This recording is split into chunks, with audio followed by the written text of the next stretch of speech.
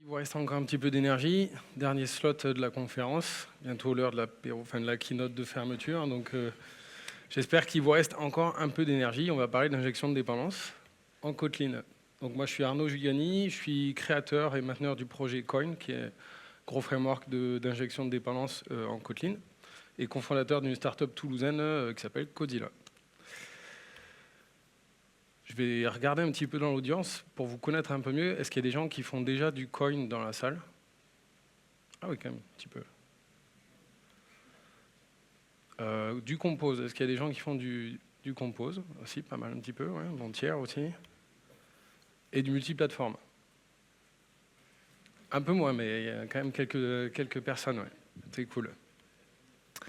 Donc on va parler un peu de cet univers multiplateforme Kotlin, injection de dépendance et comment Coin s'inscrit dans l'écosystème Kotlin. Coin, ça a été lancé en 2017, donc à Toulouse. Et depuis, ça a fait pas mal de chemin parce qu'en fait, c'est utilisé par pas mal de grandes boîtes dans le monde. Et juste pour donner un peu des informations de téléchargement, en 2020, ça se téléchargeait à 5 millions de packages par an. Là, on dépasse les 11 millions et demi par mois, en fait. Donc ça a bien progressé depuis. Et on a des bons coups de pouce de JetBrains qui met Coin dans toutes les démos. Donc ça c'est plutôt sympa. Aujourd'hui, donc, Coin arrive sur le 4e milestone majeur du framework dans l'accompagnement de Kotlin 2.0. Bon, on va revenir un peu dans ça.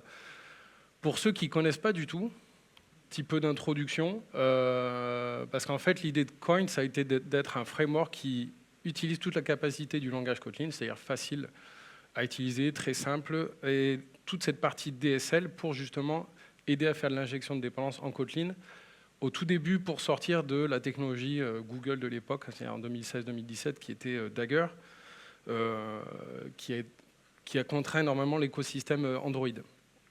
Donc Coin, c'est quoi? C'est un DSL. Donc un DSL, c'est quoi? Ça va être des mots-clés Kotlin qui vont venir vous permettre de déclarer votre configuration. Coin, du coup, va lancer un espèce de micro-container, donc pas Docker, hein, juste quelque chose de léger en mémoire, et donc un ensemble d'API pour jouer avec tout ça. Donc c'est un Lego, hein. C'est globalement un Lego, on prend des boîtes, on veut assembler notre application et on vient tout faire et tout câbler via Coin.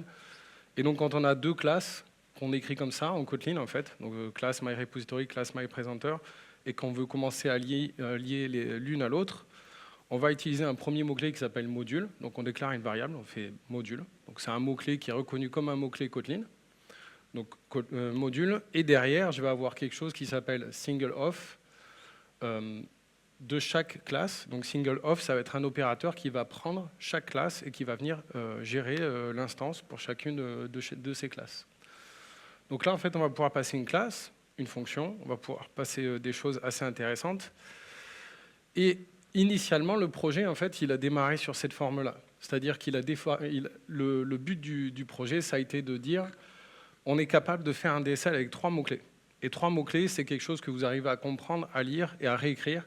Et donc, avec module, single et get, on était capable de faire l'injection de dépendance, c'est-à-dire que je décris mon module, je décris des singletons, donc des instances uniques qui vont rester en mémoire pour moi. Et quand j'ai besoin d'une dépendance, j'écris une lambda avec mon instance de classe. Donc, contrairement à Java, il n'y a pas de new. Mais donc là, en fait, on peut aller remplir ça. Donc, c'est devenu très pénible de mettre des get partout avec Coin, parce qu'il y avait des gens qui avaient jusque 15 ou 20 paramètres dans les constructeurs. Donc, c'est devenu très pénible pour eux, forcément, en termes d'expérience. Donc, aujourd'hui, on a un DSL qui ressemble à quelque chose de compact et qui essaye de faire des choses automatiques pour vous. Donc, l'idée, c'est qu'en 3 mots-clés, on arrive à avoir un module, une configuration et quelque chose qu'on va pouvoir aller construire à la demande, en fait. Donc ce module, derrière, en fait, on a juste besoin de démarrer Coin. Donc on a une fonction qui s'appelle startCoin. On appelle startCoin avec nos modules. Et donc voilà, c'est tout simple. Donc là, on a démarré en mémoire nos modules. On peut aller les chercher et on peut laisser Coin construire tout le graphe de dépendance qu'on va faire pour notre application. Donc voilà, c'est fini. C'est pas mal. Derrière, en fait, on accède à la plateforme, et cette plateforme, elle est agnostique. Donc, c'est-à-dire qu'elle peut se brancher dans n'importe quelle technologie, elle peut être embarquée dans du serveur, elle peut être embarquée dans Android, elle peut être embarquée dans n'importe quoi, en fait. L'idée, voilà, ça a été de dire, c'est facile à utiliser, la courbe d'apprentissage est super simple, je peux le lire, je peux l'écrire derrière, et je peux être productif. Tout l'autre côté, en fait, ça a été la magie que ça a produit pour Android. En fait. Dans Android, en fait, juste en quelques lignes, donc là, on fait un single off ou factory. Factory, c'est un truc qu'on va recréer à chaque fois, donc on ne garde pas une instance singleton. Et vous allez voir pourquoi. Parce que du coup, quand je vais avoir mon module que je veux démarrer ça en Android, donc en Android, ça c'est le point d'entrée Android qui est une application, on va faire start coin, comme tout le monde. Et en fait, dans une activité, donc dans la UI Android, je vais pouvoir utiliser une fonction qui s'appelle byInject, qui va venir aller chercher l'injection, l'instance MyPresenter que je suis en train de rechercher, qui va aller le chercher dans mon conteneur et qui me l'injecte dans ma vue Android. Et en fait, là, la capacité d'extension de Kotlin nous permet d'avoir ça comme si c'était l'équipe Google qui avait déployé cette fonctionnalité. En fait. Ça paraît aussi naturel et l'autocomplétion pour vous, elle est accessible de cette manière. Donc ça semble assez naturel et il n'y a rien d'autre à prévoir. En fait, on fait l'injection par champ ici, donc field injection, parce qu'en fait, en Android, on est dépendant d'un cycle de vie et que je ne peux pas aller créer mes objets à la main, je suis obligé d'être appelé par le cycle de vie du système. Ce qui a vraiment déclenché le succès de Coin, c'est en fait la partie ViewModel. ViewModel qui est un style de composant qui vient se brancher sur le cycle de vie de la UI côté mobile. On aura un mot-clé dédié, donc ViewModel off. Et donc, ce qui était très compliqué à l'époque en Android, qui prenait entre 5, on va dire 5 lignes, pour être sympa, à déclarer dans l'API Google et générique, en fait, Coin l'a accompagné avec un delegate et juste ViewModel. Et donc ça a sauvé et ça a aidé énormément de gens à écrire toutes leurs applications Android. Et c'est ce qui a vraiment aidé toute la productivité autour, au point où même aujourd'hui, Google a gardé l'API qui s'appelle ByViewModels. Donc ils ont été sympas, ils m'ont laissé le ViewModel de Coin. Mais du coup, ils ont utilisé aussi l'idée et ils continuent à l'utiliser aujourd'hui. Donc en fait, on peut faire l'injection par constructeur, on peut utiliser les fonctions et on peut faire l'injection par propriété. Donc, à vous de voir ce que vous avez besoin et à vous de voir en termes de best practice ce que vous voulez faire. Donc 2024, l'écosystème, en fait, aujourd'hui, c'est Compose. Compose, c'est un système de UI Toolkit qui vient remplacer un peu ce qui est le bon vieux Android Toolkit et qui amène un système de fonctions pour déclarer vos vues, donc qui fait une espèce de dôme. En fait, vous avez des fonctions qui déclarent chaque widget, et vous avez après des notions d'état qu'on va venir propager dans chaque widget. Donc ça, c'est une tendance sympa parce qu'elle existe déjà dans le web depuis longtemps, dans tout ce qui est React. Swift le fait aussi avec Swift UI, et donc Google a lancé la technologie Jetpack Compose il y a quelques temps. Donc on va être dans cette notion de composable. Moi, je ne suis pas là pour vous expliquer comment Compose marche, mais comment vous pouvez développer de l'injection de dépendance avec par-dessus vos fonctions. Et l'idée, c'est qu'au final, Compose commence à offrir un modèle de développement assez simplifié, c'est-à-dire vous faites des fonctions, vous faites vos widgets, et Coin, en fait, vous allez juste injecter les trucs où vous avez besoin, et en fait, on ne va même plus se soucier vraiment de cycle de vie compliqué comme on pouvait l'avoir en Android. Donc là, par exemple, j'ai une fonction myComposable, qu'on peut imaginer que je fais des trucs graphiques en dessous, des boutons, des choses comme ça. Et en fait, si je veux injecter quelque chose dans ma fonction, je vais juste déclarer en paramètre de ma fonction le type du composant que je veux, et je vais utiliser CoinInject. Bon, super simple. Et là, en fait, cette façon d'écrire, c'est ce qu'on appelle en Kotlin une default value, c'est-à-dire que la valeur, elle est injectée par défaut quand vous utilisez la fonction, mais vous n'êtes pas contraint d'utiliser Coin directement si vous avez besoin de retester le composant à la main, en fait. Donc vous pouvez fournir vous-même la valeur de cette injection, en fait. De l'autre côté aussi, on va utiliser tout ce qui est cache dans Compose. Donc c'est là où on va suivre tout le cycle de vie du système naturellement, et vous n'avez plus à vous préoccuper. Et côté ViewModel, on a été inventif côté non, parce qu'on sait Coin ViewModel. Côté Dagger Hilt, donc pour Google, c'est Hilt ViewModel, donc j'essaye de calquer un peu les concepts. Et donc en fait, vous utilisez juste Coin ViewModel, et vous avez un ViewModel et quelque chose qui va se binder sur le cycle de vie ViewModel de votre système Android. Donc en fait, on a juste besoin d'injecter dans notre UI des bouts d'objets très simples, et on va avoir deux types d'objets. On va avoir des trucs qu'on appelle stateholder, qui sont on va dire des objets logiques très simples qu'on amène dans des bouts de UI, et tout ce qui est ViewModel va représenter en fait les gros trucs de business qu'on a envie d'injecter, les grosses règles business qui vont être à la racine de notre écran. Donc c'est comme ça, globalement, qu'on va, on va déclarer notre config dans Coin. À côté de ça, Compose, c'est aussi une technologie qui va nous permettre plus tard, et vous allez voir, de démarrer des applications iOS et desktop aussi, et Wasm, pour ceux qui aiment bien les trucs un peu bleeding edge. Mais du coup, on peut démarrer directement dans Compose tout un contexte. Donc pour ça, en fait, quand on a une application, donc là on a un point d'entrée, c'est notre premier nœud de graphique. Qu'est-ce qu'on va faire? On va dire, bon, on a besoin de démarrer Coin. Donc en fait, on a plusieurs façons de le faire. Soit on dit Coin Context ou Coin Android Context. On vient chercher Coin qui a déjà été démarré, on va dire, depuis notre point d'applicatif Android, donc Start Coin avant. Donc là, on se rattrape un peu aux branches et on regarde dans le système s'il y a déjà Coin qui existe et on vient chercher la configuration pour vous. Et sinon, aujourd'hui, on a un truc qui s'appelle Coin Application, qui est vraiment un nœud de Compose, qui vient déclarer votre configuration Coin et qui vous permet d'avoir une configuration indépendante sur ce côté-là. Et donc, bah là, en fait, on va gérer tout le cycle de vie de l'application. Bon, ça a été corrigé en 4.0. Et ça peut devenir, donc, ce nœud-là peut être votre point d'entrée pour votre application. L'autre avantage de ce genre d'outils, c'est que vous pouvez utiliser des previews. Quand vous avez dans votre éditeur de code et que vous êtes en train de faire de la UI avec Compose, vous pouvez faire des previews.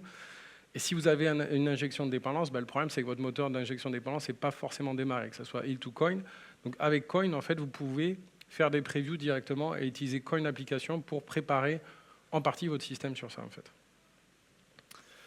Dernier point intéressant, je ne sais pas s'il y a des gens qui font des SDK mobiles dans la salle. C'est possible déjà de faire des SDK avec Coin, donc d'avoir quelque chose qui est complètement isolé en mémoire et qui n'est pas accessible par l'application utilisateur. Mais également, en fait, Compose a la capacité, donc Coin et Compose permettent d'être complètement isolés, d'avoir un workflow UI complètement isolé de l'espace de l'application cliente. Et ça, en fait, ça permet juste d'avoir ce point d'entrée. Et derrière, tout votre UI va injecter directement ce qu'il faut dans le contexte.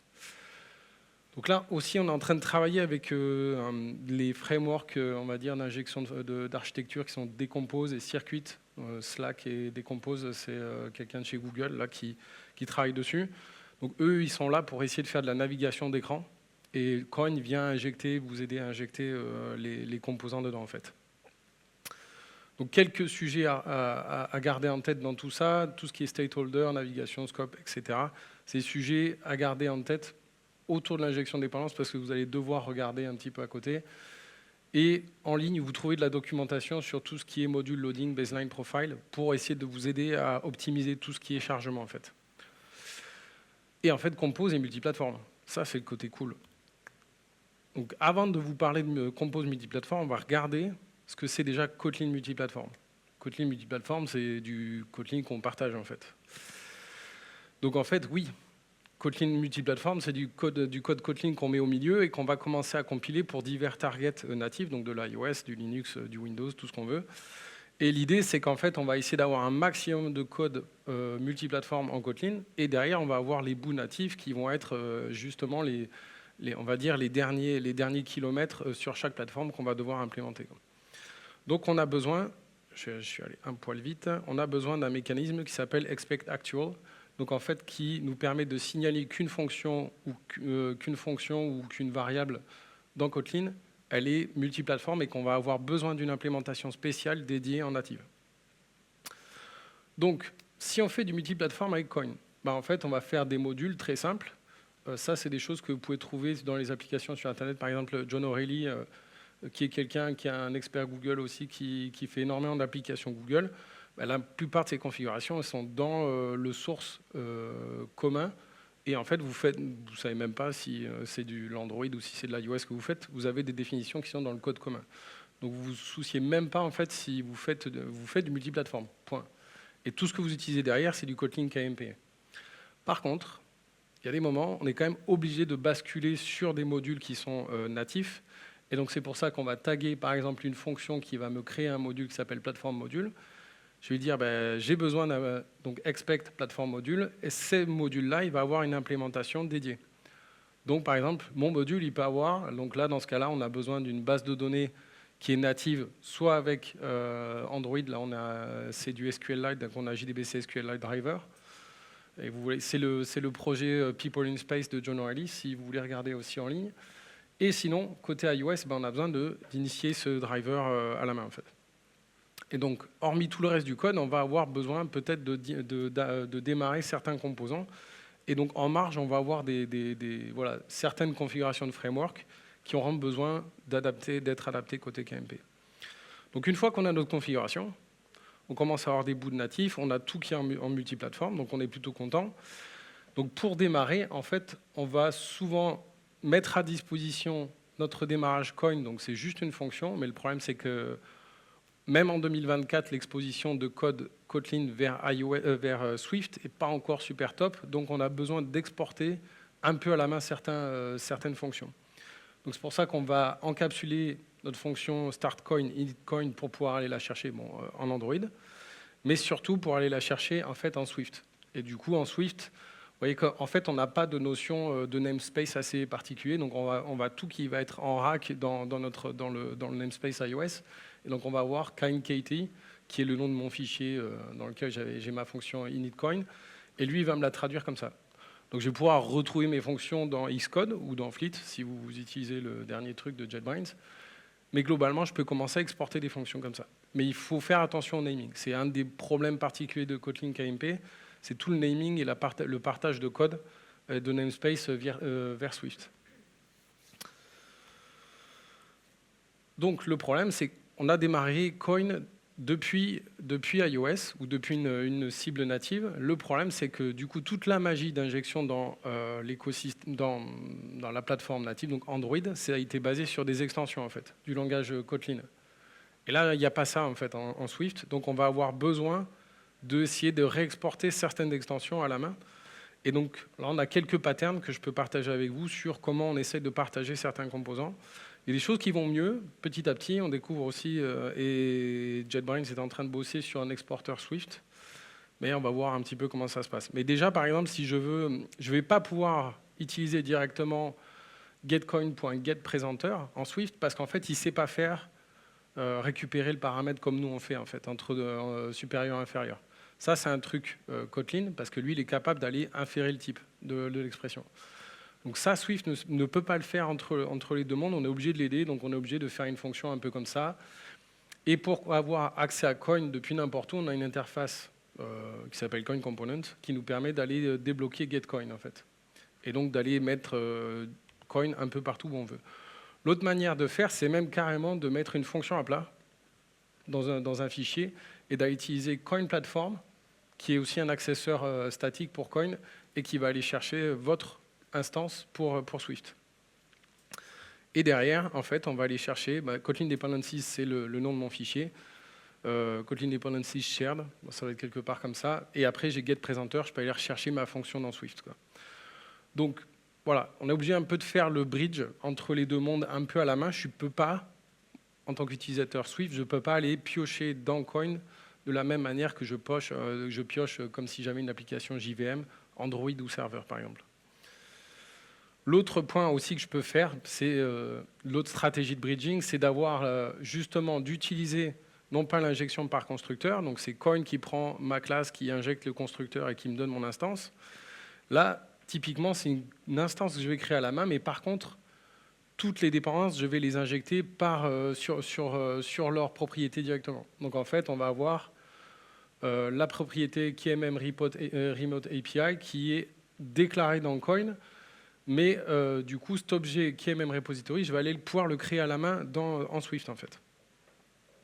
Donc en ViewModel, je vais pouvoir faire mon injection de constructeur directement, mais en iOS, en fait, je vais pouvoir venir instancier mon objet Kotlin, et dedans, directement, en fait, l'objet va injecter tout seul toutes les propriétés dont il a besoin.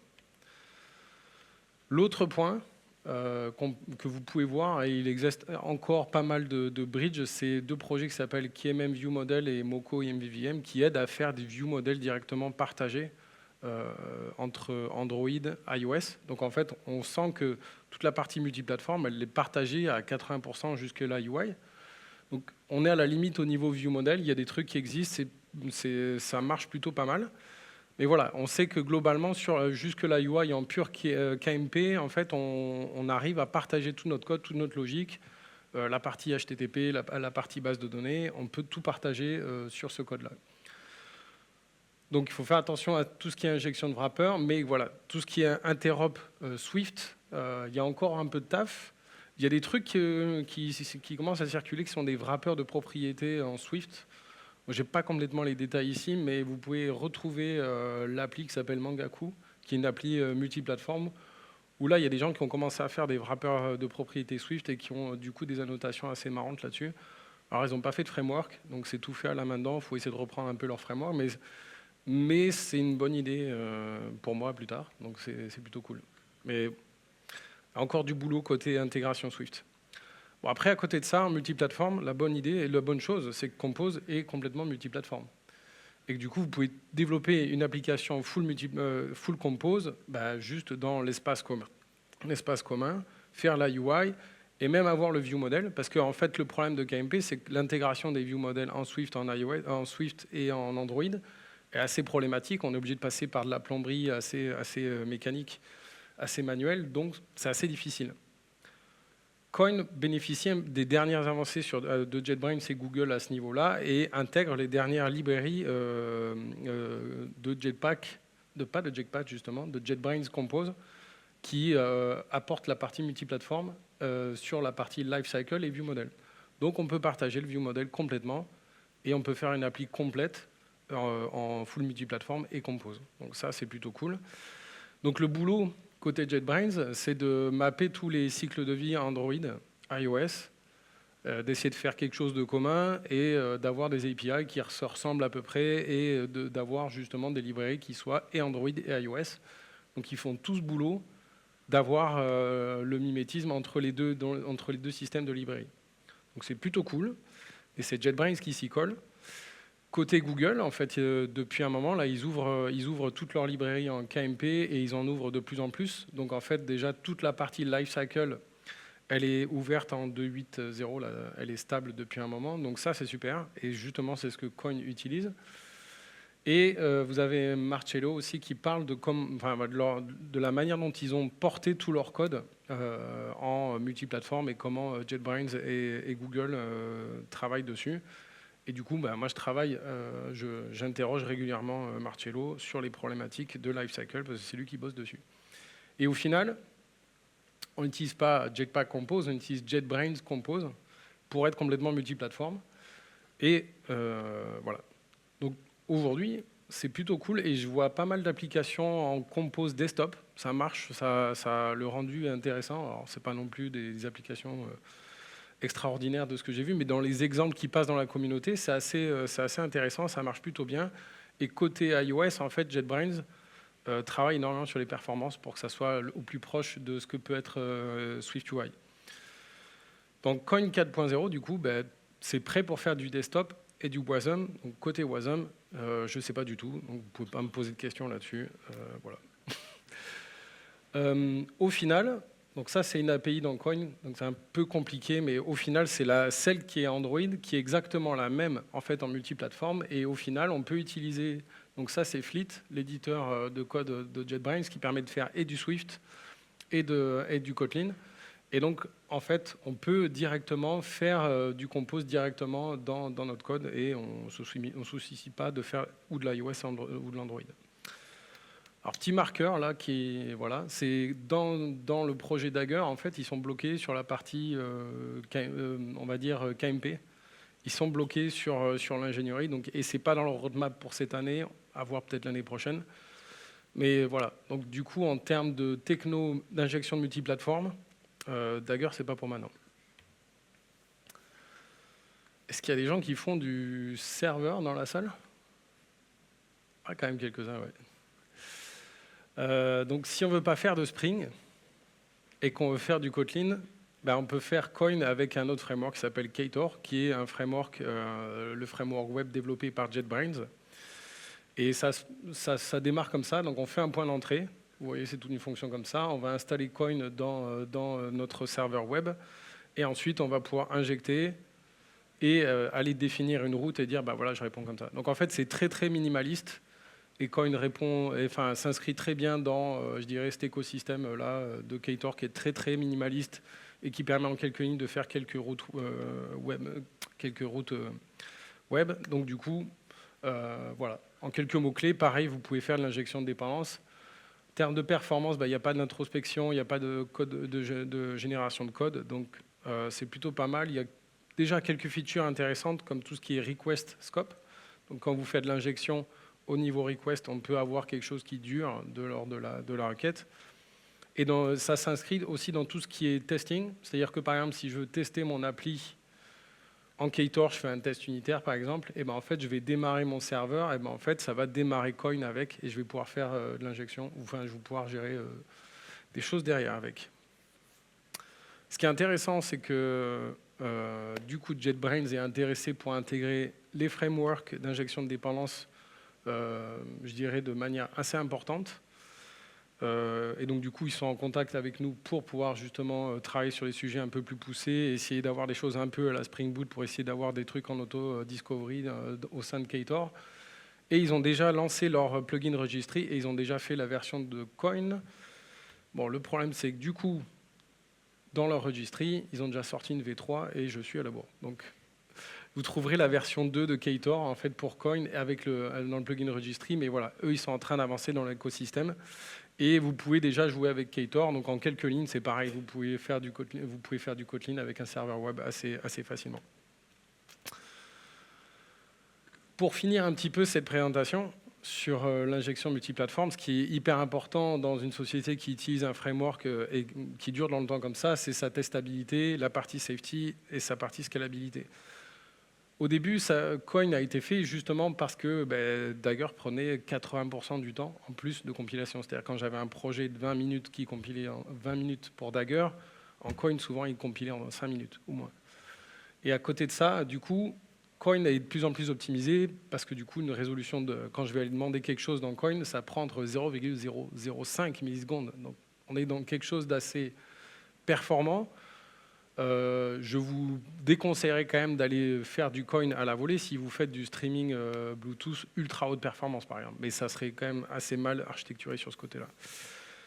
Si vous voulez vérifier votre config, c'est-à-dire que vous voulez partir en prod, le problème du mobile, c'est qu'on part avec notre application mobile. Si on oublie quelque chose dans notre config et qu'on ne le sait pas, on part en prod et là, ça va cracher chez nos clients. Donc ça, on ne le veut pas.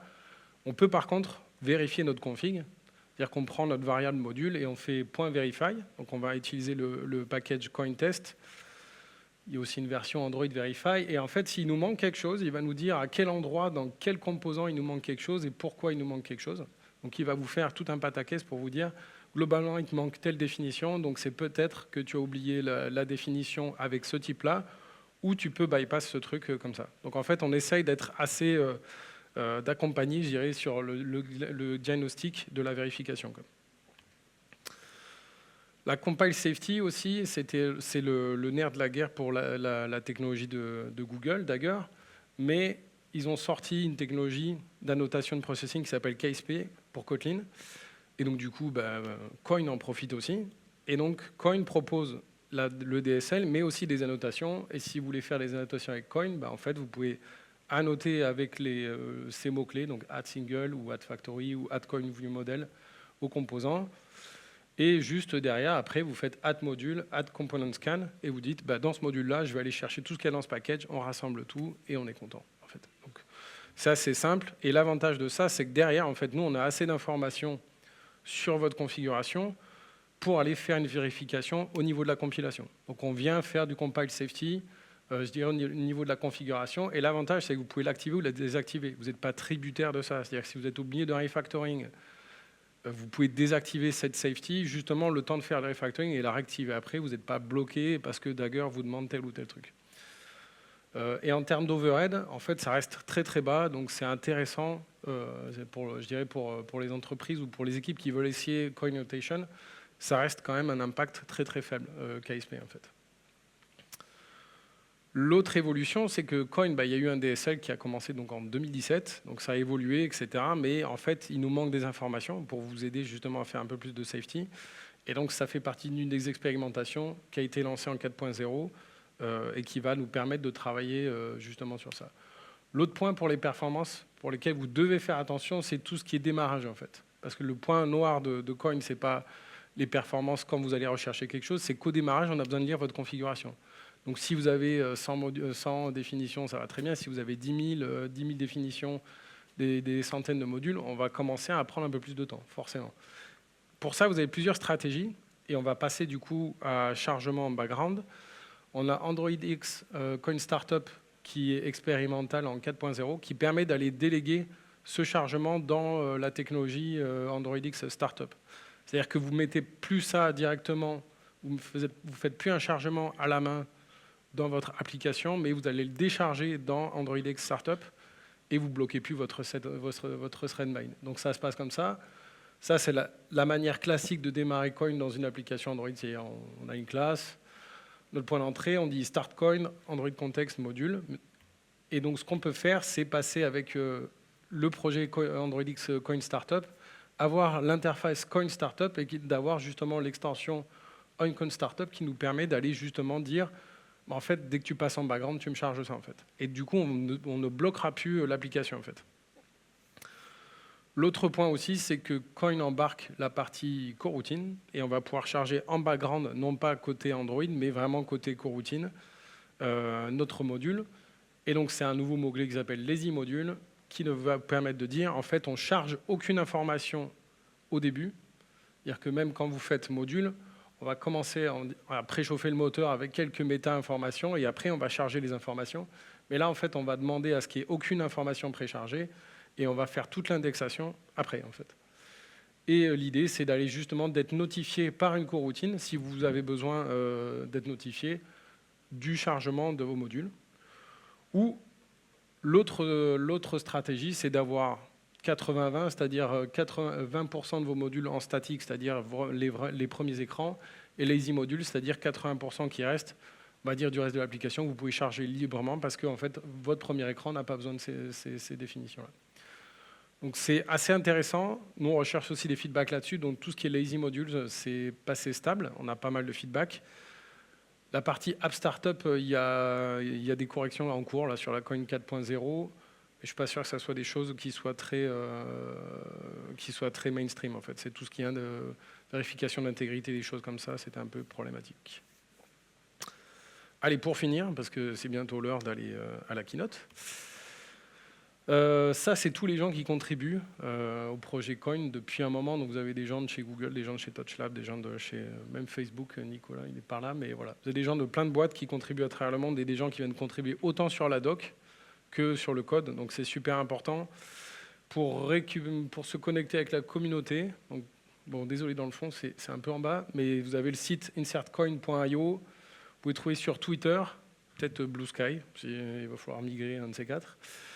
Slack, et on a besoin de votre feedback quand ça ne marche pas, quand il y a des trucs qui ne marchent pas, c'est hyper important qu'on le sache assez rapidement, qu'on puisse rectifier le tir. Pour ceux qui ne connaissent pas le projet, sur le site web, il y a toute une partie tutoriel qui vous permet de commencer à jouer. Vous avez des exercices dans tous les styles qui permettent de démarrer avec du Compose, du multiplateforme. Alors, la capture n'est pas à jour, mais vous avez du Compose multiplateforme et du Kotlin multiplateforme qui sont complètement à jour, en fait.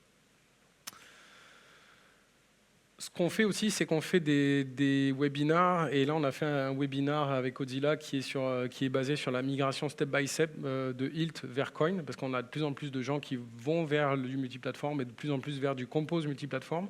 Donc, on a énormément de demandes. Et là-dessus, en fait, donc, nous, on a une stratégie justement pour pas que ça soit bing bang, que vous soyez pas en train d'éclater votre application pour retirer Dagger. Vous pouvez faire vraiment step by step, composant par composant. On a toute la stratégie pour vous aider justement à maintenir les deux, à commencer à mettre Coin dans un bout et à migrer petit à petit d'une technologie à l'autre. Parce que le problème des technologies comme Coin, qui sont de l'injection de dépendance, qui sont de la même problématique que RxJava pour ceux qui ont eu à migrer dans RxJava, c'est que c'est des technologies transverses, donc c'est très compliqué à migrer et vous devez maintenir votre capacité de délivrer votre application. Donc là, on a élaboré toutes les stratégies pour vous aider à continuer à délivrer. Google fait une application avec les best practices qui s'appelle Now in Android. Donc nous, on a fait la No in Android avec Coin, bien sûr, hein, pour virer Dagger de là. Et on est en train de faire des benchmarks. Donc là, on a été assez naïf, mais on s'est dit, bon, globalement, on voudrait savoir quelle performance on a dans cette application. Et on s'est dit, bon, on va mesurer le temps de démarrage et puis on va regarder le temps de récupération des premiers view models. Donc on a instrumenté avec des trucs comme ça, là. Vous pouvez faire du code assez facilement avec Kotlin pour faire de la mesure de temps. Et du coup, on a instrumenté les deux versions. On a une version avec Coin 4 et on a une version avec la dernière version de Dagger. Et du coup, on commence à battre Dagger, donc ça, c'est cool. Donc on commence à avoir une meilleure perf que Dagger. On est en train de rédiger l'article pour avoir quelque chose avec lesquels vous pouvez jouer, etc. Donc comme ça, on pourra justement communiquer sur ces chiffres, mais on est plutôt content de pouvoir avoir quelque chose qui est plus performant que la technologie de Google. Donc ça, c'est cool. Côté communauté support, une version dans Coin, c'est 6 mois. On ne peut pas maintenir toutes les versions ad vitam aeternam. Donc du coup, en fait, c'est des tracks communautaires de 6 mois. Donc par exemple, là, la version stable en cours, c'est la version 4.0. Je ne vais pas vous rentrer dans le détail là-dedans, mais il y a eu pas mal de choses qui ont été avancées. Pour Coin.4, Coin Annotation 1.4 a été lancé aussi. Et la version 2.0, elle est déjà dehors avec les derniers ajouts de Kotlin 2.0.20. Sur le insertcoin.io, vous avez le blog. Vous avez les détails avec toutes les releases si vous avez besoin. Et du coup, avec toute la partie KMP, on a aussi pas mal d'intégration et de collaboration avec JetBrains qui vont venir sur la partie RPC, etc., Cater 3. Donc on a pas mal de choses à venir. Pareil, on fera une annonce sur la roadmap 2025. Allez, on va finir un petit peu avec ce qu'on fait avec Codzilla. On est membre de la fondation Kotlin. Donc avec Google, JetBrains, Gradle, Uber, etc., on vient aider on vient aider la communauté à travailler sur le langage Kotlin, sur la partie multiplateforme. Donc nous, forcément, on travaille sur ça, on travaille sur l'open source et on fournit du support pour Coin. Et on est en train de travailler sur une plateforme de dev. Donc c'est-à-dire qu'on fait une plateforme pour aider les développeurs mobiles à débugger et à tracer leur application avec leurs données de dev autant qu'avec leurs données de production. Et donc c'est-à-dire que globalement, on peut aller beaucoup plus loin avec ce qu'on est en train de faire. On peut aller beaucoup plus loin et vous aider à débugger toute votre architecture, vos allocations mémoire, tout ce qui est cycle de vie, les actions UI, etc. Donc on voit tout ce qui est thread. Et nous, on veut détecter tout ce qui est performance, bottleneck, et justement vous aider à comprendre ce qui va vous bloquer en termes de perf, en termes de construction ou en termes de maintenance. Donc voilà. Donc tout ça, forcément, il vous faut... C'est un SDK qui vient se brancher avec Coin, KMP Ready. Et on est en train de bosser aussi sur un plugin IDE dans Android Studio pour vous aider justement à scanner toute votre config, à faire de la safety directement. Donc voilà. Suivez-nous sur LinkedIn, sur Twitter, Codzilla.io si vous voulez avoir toutes les infos, la plateforme. Et voilà, après, je suis là si vous avez des questions. Et puis, merci à vous.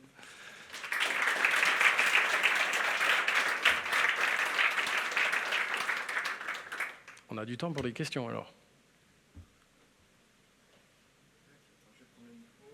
Oui. Avant les questions, j'ai une annonce à faire par rapport à la keynote. Du coup, au niveau de la gestion parce que l'amphi va être trop petit pour recevoir tout le monde. Donc on va retransmettre la keynote dans les salles comme on a fait ce matin. J'attends confirmation pour savoir si on reste là ou si on monte tous à Pastel. Voilà, mais a priori ça va se passer dans une des deux salles. On va attendre de voir avec le remplissage. Donc si jamais vous souhaitez rester pour la keynote de fin, je vous invite à rester ici. C'est pas la peine de sortir. Et si par contre vous avez des contraintes, vous êtes obligé de partir, vous pouvez bien sûr quitter la salle. Vous n'êtes pas obligé de rester pour l'apéro. Quel scandale. Donc voilà, s'il y en a qui ont des questions, du coup... peut-être deux. Du coup, quand est-ce que tu conseillerais d'utiliser la partie annotation de Coin versus la façon classique de faire Donc je vais répéter la question parce que du coup c'est un stream. Alors quand est-ce que je peux préconiser la partie annotation par rapport à la version DSL? Je dirais, ça dépend du workflow sur lequel on travaille. Est-ce que tu préfères les annotations? Est-ce qu'on préfère la DSL? L'avantage des annotations, c'est que ça peut être safety. Enfin, il y a déjà la partie safety à la compilation qui existe.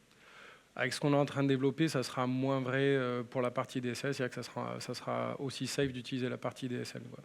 Donc je dirais que c'est plus une question de workflow Est-ce que tu aimes travailler les annotations ou pas?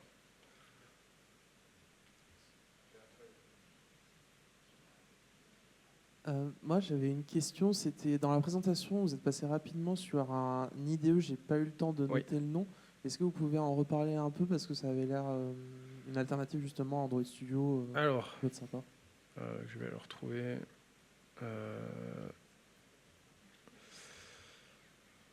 Ici, là, non, c'est Fleet. C'est ça. Donc en fait, JetBrains, donc Google fait Android Studio en partenariat avec JetBrains. Donc IntelliJ fait la base d'Android Studio, mais du coup, JetBrains est en train de retravailler un nouvel IDE qui est capable d'éditer et du Swift et du Kotlin. Et l'avantage, c'est qu'en fait, Fleet, apparemment, c'est pas le nom final, mais pour l'instant, ça s'appelle Fleet. En fait, dès que je fais un lien entre mon Kotlin et mon Swift, il va aller faire le lien. Je suis pas obligé d'avoir Xcode et Android Studio, en fait. Bon, c'est pas mal, c'est pas super stable, mais en termes d'expérience, c'est plutôt sympa. Moi, j'utilise que sur des projets d'exemple, donc je pourrais pas vous dire sur des gros trucs si vraiment ça tient la route, mais je dirais que c'est dans les feedbacks, c'est pas mal, mais j'ai quand même encore beaucoup de retours comme quoi les gens ils restent Android Studio Xcode, mais à tester en fait, parce qu'ils font pas mal de mises à jour régulièrement. Donc c'est Fleet et on peut le trouver sur leur site à JetBrains ou sinon dans la toolbox, voilà, la JetBrains toolbox. Merci beaucoup. Peut-être d'autres questions? Là. Merci pour la présentation. J'ai vu rapidement que Apple il sortait un outil pour faire de l'interopérabilité entre Swift et Java. Je ne sais pas si tu en as entendu parler. Et je voulais savoir si... Je ne sais pas si c'est Apple qui sort. C'est ouais, Apple qui a sorti. Oui. C'est tout récent, hein, je crois. Et je me demandais si ça pouvait contribuer à faciliter les ponts entre... Nous, ce qui est sûr, qu'à Codilla, nous, on va continuer à travailler sur l'intégration notamment des technologies d'injection de dépendance côté Swift pour justement faciliter le pont. On travaille aussi en partenariat avec TouchLab qui fait énormément de technologies côté iOS. Donc c'est plutôt bien qu'il y ait plusieurs acteurs qui essaient de pousser parce que le problème, c'est que justement, l'export Swift, jusque-là, il était compliqué et ça avançait pas. On se retrouve avec du name clashing, c'est-à-dire si vous avez deux classes Kotlin qui s'appellent pareil mais pas dans le même package, en Swift ça va être problématique. Ouais. Donc du coup j'ai vu plusieurs news mais pas forcément celle-là, je me rappelle plus, mais j'ai vu qu'il y avait des actions en fait pour essayer d'optimiser l'export Swift en fait. Même TouchLab travaille dessus sur cet export Swift pour essayer d'avoir quelque chose.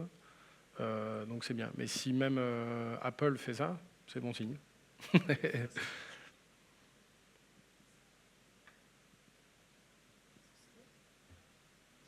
Merci à vous. Merci.